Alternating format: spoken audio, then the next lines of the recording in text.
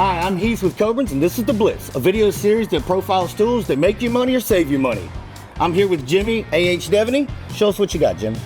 All right, so I'm highlighting today the chain snakes or the flexible shaft machines that Milwaukee has offering now.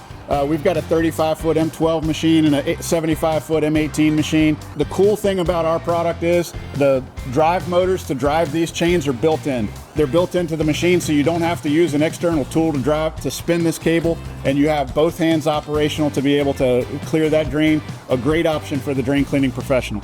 Well, Jimmy, let me ask you a question. So why would I use this tool versus your other sewer machines or a traditional tool? The great thing about these machines is it's designed specifically for soft clogs. It's not designed for your roots. It's also designed for descaling. So if a customer has cast iron piping in their house, that cast iron piping over time is going to scale up with rust and debris. It's going to catch a lot of stuff.